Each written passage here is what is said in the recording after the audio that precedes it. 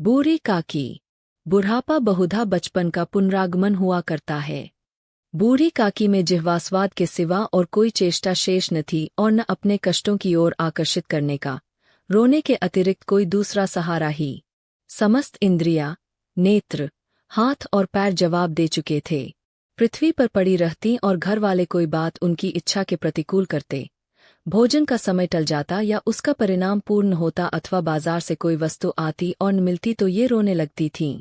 उनका रोना सिसकना साधारण रोना न था, वे गला फाड़ फाड़ कर रोती थीं। उनके पतिदेव को स्वर्ग सिधारे कालांतर हो चुका था। बेटे तरुण होकर चल बसे थे। अब एक भतीजे के अलावा और कोई न था। उसी भतीजे के नाम उन्होंने अपनी सारी संपत्ति लिख दी। भतीजे ने सारी संपत्ति लिखाते समय खूब लंबे चौड़े वादे किए, किंतु वे सब वादे केवल कुलीडिपों के दलालों के दिखाए हुए सब्ज बाग थे। यद्यपि उस संपत्ति की वार्षिक आय 150-200 रुपये से कम न थी, तथापि बूढ़ी काकी को पेट भर भोजन भी कठिनाई से मिलता था। इसमें उनके भतीजे पंडित बुद्धिराम का अपराध था अथवा उनकी अर्धांगिनी श्रीमती रूपा का, इसका निर्णय करना सहज नहीं। बुद्धिराम स्वभाव के सज्जन थे, किंतु उसी समय तक जबकि उनके कोष पर आंच न आए। रूपा स्वभाव से तीव्र थी सही, पर ईश्वर से डरती थी। अतएव बूढ़ी काकी को उसकी तीव्रता उतनी न खलती थी जितनी बुद्धिराम की भलमनसाहत। बुद्धिराम को कभी कभी अपने अत्याचार का खेद होता था। विचारते कि इसी संपत्ति के कारण इस समय भला मानुष बना बैठा हूँ।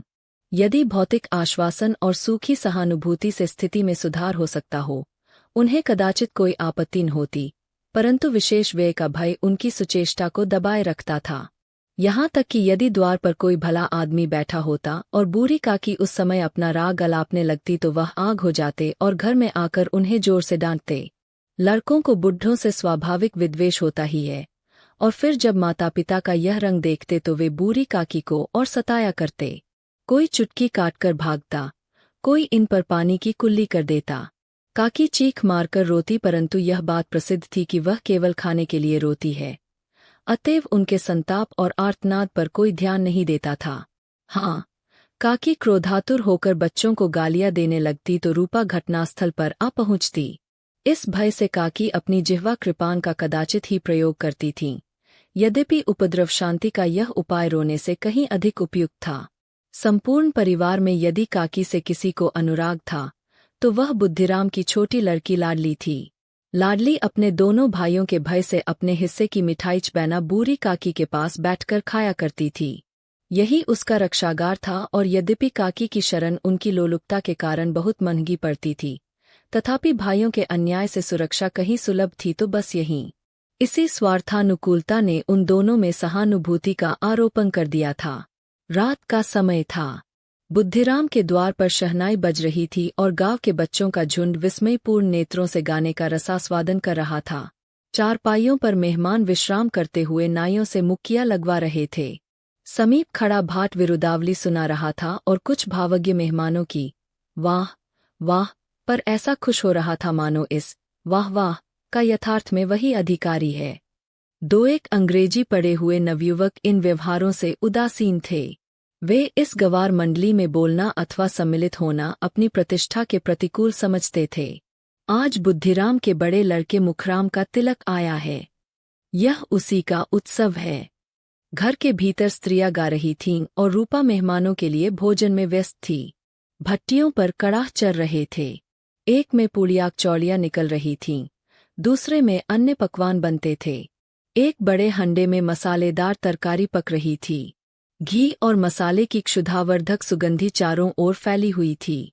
बूढ़ी काकी अपनी कोठरी में शोकमय विचार की भांति बैठी हुई थीं। यह स्वाद मिश्रित सुगंधी उन्हें बेचैन कर रही थी। वे मन ही मन विचार कर रही थीं, संभवतः मुझे पूड़ियाँ न मिलेंगी। इतनी देर हो गई, कोई भोजन लेकर नहीं आया। मालूम होता है सब लोग भोजन कर चुके हैं, मेरे लिए कुछ न बचा। यह सोचकर उन्हें रोना आया, परंतु अपशकुन के भय से वह रो न सकीं। आहा, कैसी सुगंधी है, अब मुझे कौन पूछता है। जब रोटियों के ही लाले पड़े हैं, तब ऐसे भाग्य कहा कि भरपेट पूड़ियाँ मिलें। यह विचार कर उन्हें रोना आया, कलेजे में हुंकसी उठने लगी। परंतु रूपा के भय से उन्होंने फिर मौन धारण कर लिया। बूढ़ी काकी देर तक इन्हीं दुखदायक विचारों में डूबी रहीं। घी और मसालों की सुगंधी रह रहकर मन को आपे से बाहर किए देती थी। मुंह में पानी भर भर आता था। पूड़ियों का स्वाद स्मरण करके हृदय में गुदगुदी होने लगती थी। किसे पुकारो, आज लाडली बेटी भी नहीं आई। दोनों छोकरे सदा दिख दिया करते हैं, आज उनका भी कहीं पता नहीं। कुछ मालूम तो होता कि क्या बन रहा है। बूढ़ी काकी की कल्पना में पूड़ियों की तस्वीर नाचने लगी। खूब लाल लाल, फूली फूली, नर्म नरम होंगी। रूपा ने भली भांति भोजन किया होगा। कचौड़ियों में अजवाइन और इलायची की महक आ रही होगी। एक पूड़ी मिलती तो जरा हाथ में लेकर देखती। क्यों न चलकर कड़ाह के सामने ही बैठूं। पूड़ियाँ छन छन कर तैयार होंगी। कड़ाह से गरम गरम निकालकर थाल में रखी जाती होंगी। फूल हम घर में भी सूंघ सकते हैं, परंतु वाटिका में कुछ और बात होती है। इस प्रकार निर्णय करके बूढ़ी काकी उकड़ू बैठकर हाथों के बल सरकती हुई बड़ी कठिनाई से चौखट से उतरीं और धीरे धीरे रेंगती हुई कड़ाह के पास जा बैठीं। यहाँ आने पर उन्हें उतना ही धैर्य हुआ जितना भूखे कुत्ते को खाने वाले के सम्मुख बैठने में होता है। रूपा उस समय कार्यभार से उद्विग्न हो रही थी। कभी इस कोठे में जाती, कभी उस कोठे में, कभी कड़ाह के पास जाती, कभी भंडार में जाती। किसी ने बाहर से आकर कहा महाराज ठंडी मांग रहे हैं, ठंडी देने लगी। इतने में फिर किसी ने आकर कहा भाट आया है, उसे कुछ दे दो।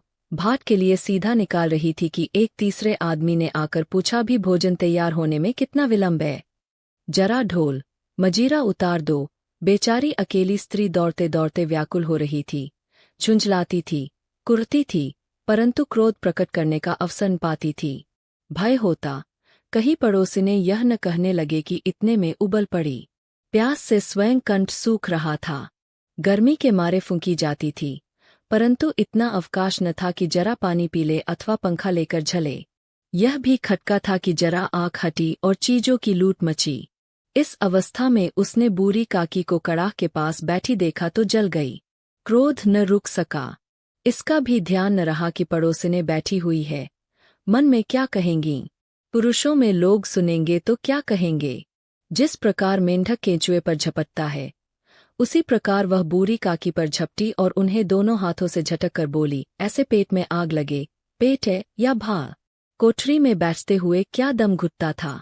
अभी मेहमानों ने नहीं खाया, भगवान को भोग नहीं लगा, तब तक धैर्य न हो सका। आकर छाती पर सवर हो गई।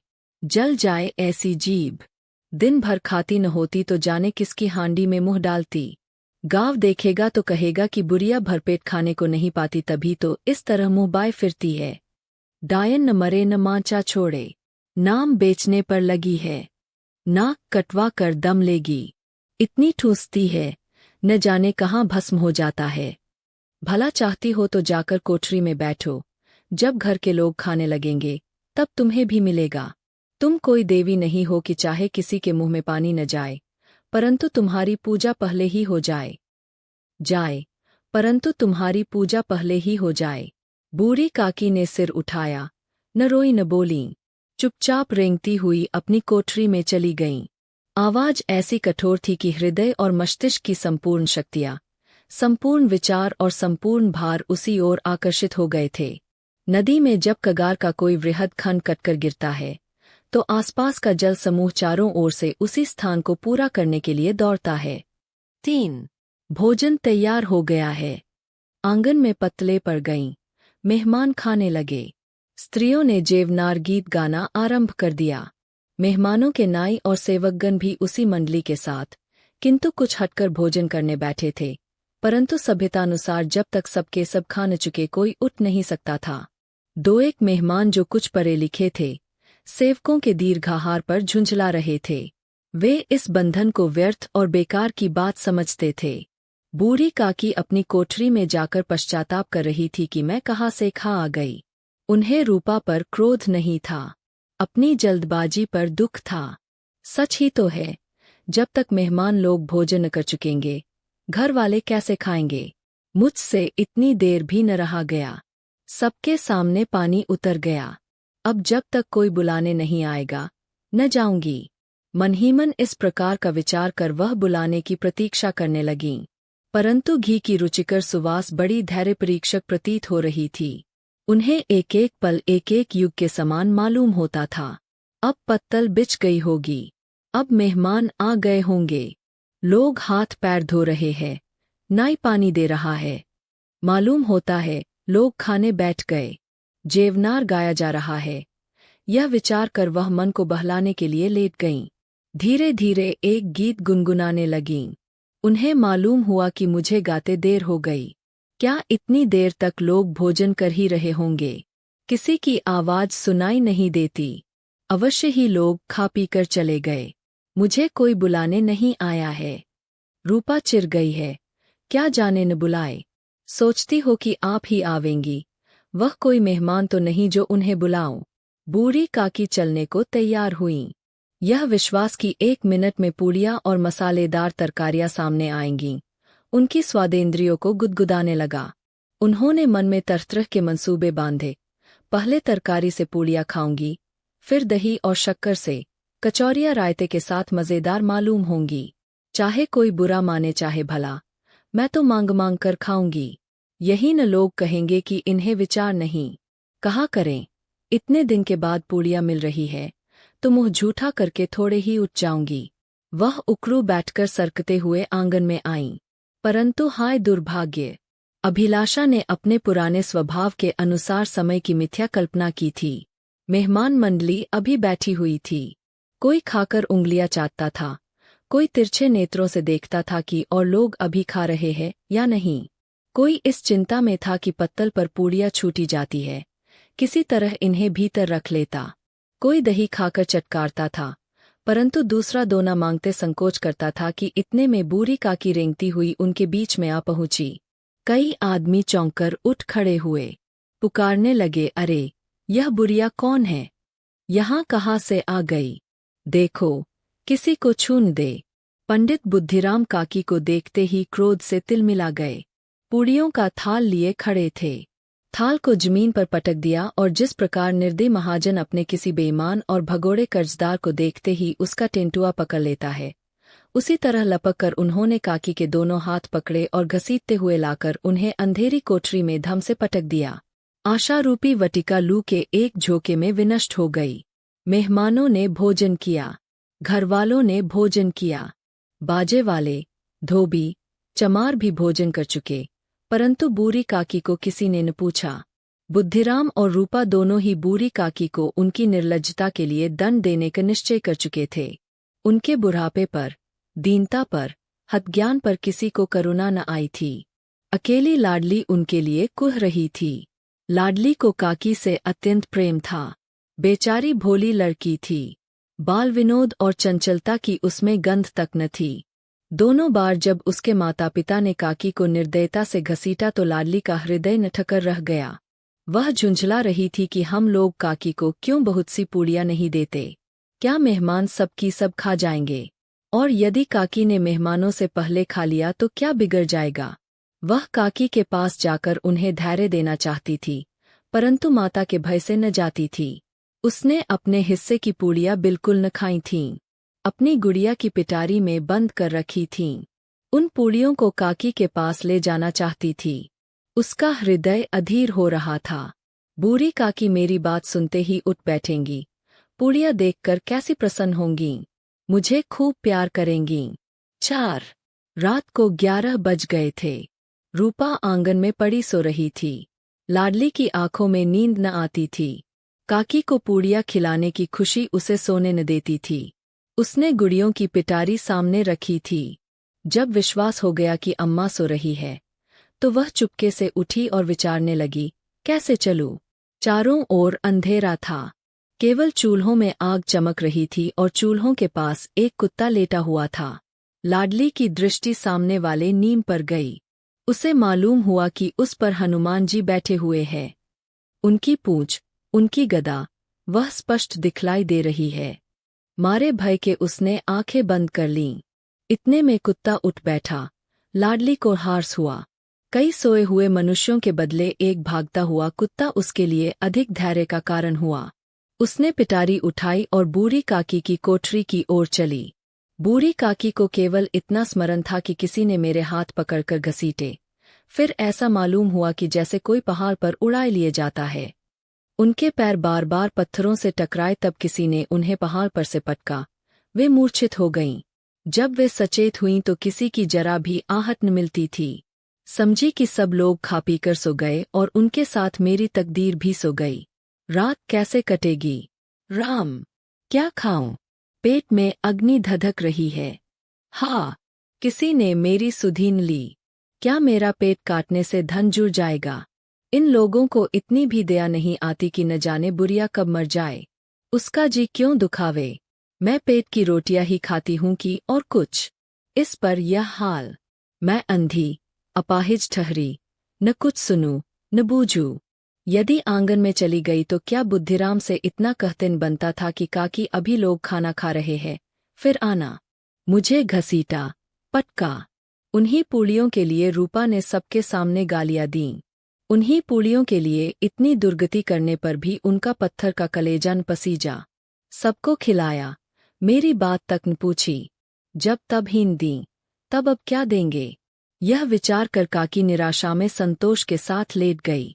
ग्लानि से गला भर भर आता था, परंतु मेहमानों के भय से रोती न थीं। सहसा कानों में आवाज आई, काकी उठो, मैं पूड़ियाँ लाई हूँ। काकी ने लाडली की बोली पहचानी। चटपट उठ बैठीं। दोनों हाथों से लाडली को टटोला और उसे गोद में बिठा लिया। लाडली ने पूड़ियाँ निकाल कर दीं। काकी ने पूछा, क्या तुम्हारी अम्मा ने दी है? लाडली ने कहा, नहीं, यह मेरे हिस्से की है। काकी पूड़ियों पर टूट पड़ीं। 5 मिनट में पिटारी खाली हो गई। लाडली ने पूछा, काकी पेट भर गया? जैसे थोड़ी सी वर्षा ठंडक के स्थान पर और भी गर्मी पैदा कर देती है, उस भांति इन थोड़ी पूड़ियों ने काकी की क्षुधा और इच्छा को और उत्तेजित कर दिया था। बोली, नहीं बेटी, जाकर अम्मा से और मांग लाओ। लाडली ने कहा, अम्मा सोती है, जगाऊंगी तो मारेंगी। काकी ने पिटारी को फिर टटोला। उसमें कुछ खुरचन गिरी थी। बार बार होंठ चाटती थीं, चटखारे भरती थीं। हृदय मसोस रहा था कि और पूड़ियाँ कैसे पाऊं। संतोष सेतु जब टूट जाता है, तब इच्छा का बहाव अपरिमित हो जाता है। मतवालों को मद का स्मरण करना उन्हें मदांध बनाता है। काकी का अधीर मन इच्छाओं के प्रबल प्रवाह में बह गया। उचित और अनुचित का विचार जाता रहा। वे कुछ देर तक उस इच्छा को रोकती रहीं। सहसा लाडली से बोली, मेरा हाथ पकड़कर वहां ले चलो, जहां मेहमानों ने बैठकर भोजन किया है। लाडली उनका अभिप्राय समझ न सकी। उसने काकी का हाथ पकड़ा और ले जाकर झूठे पतलों के पास बिठा दिया। दीन, क्षुधातुर, हत ज्ञान बुढ़िया पतलों से पूड़ियों के टुकड़े चुन चुनकर भक्षण करने लगी। ओए! दही कितना स्वादिष्ट था, कचौड़ियाँ कितनी सलोनी, खस्ता कितने सुकोमल।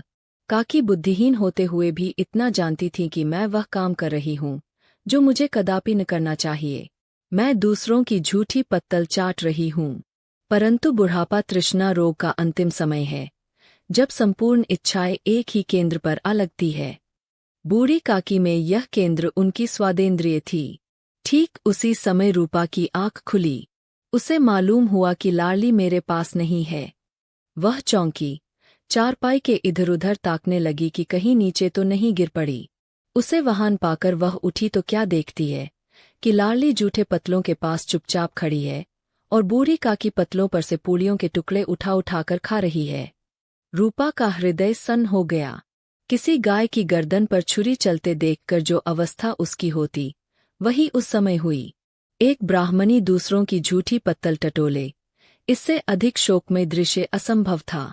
पूड़ियों के कुछ ग्रासों के लिए उसकी चचेरी सास ऐसा निष्कृष्ट कर्म कर रही है। यह वह दृश्य था जिसे देखकर देखने वालों के हृदय कांप उठते हैं। ऐसा प्रतीत होता मानो जमीन रुक गई, आसमान चक्कर खा रहा है, संसार पर कोई आपत्ति आने वाली है। रूपा को क्रोध न आया। शोक के सम्मुख क्रोध कहा। करुणा और भय से उसकी आंखें भर आईं। इस अधर्म का भागी कौन है? उसने सच्चे हृदय से गगन मंडल की ओर हाथ उठाकर कहा, परमात्मा, मेरे बच्चों पर दया करो। इस अधर्म का दंड मुझे मत दो, नहीं तो मेरा सत्यानाश हो जाएगा। रूपा को अपनी स्वार्थपरता और अन्याय इस प्रकार प्रत्यक्ष रूप में कभी न दिख पड़े थे। वह सोचने लगी, हाय कितनी निर्दय हूँ। जिसकी संपत्ति से मुझे 200 रुपया आय हो रही है, उसकी यह दुर्गति, और मेरे कारण। हे दयामय भगवान, मुझसे बड़ी भारी चूक हुई है, मुझे क्षमा करो। आज मेरे बेटे का तिलक था। सैकड़ों मनुष्यों ने भोजन पाया, मैं उनके इशारों की दासी बनी रही। अपने नाम के लिए सैकड़ों रुपए व्यय कर दिए, परंतु जिसकी बदौलत हजारों रुपए खाए, उसे इस उत्सव में भी भरपेट भोजन न दे सकी। केवल इसी कारण तो वह वृद्धा असहाय है। रूपा ने दिया जलाया, अपने भंडार का द्वार खोला और एक थाली में संपूर्ण सामग्रियां सजाकर बूढ़ी काकी की ओर चली। आधी रात जा चुकी थी।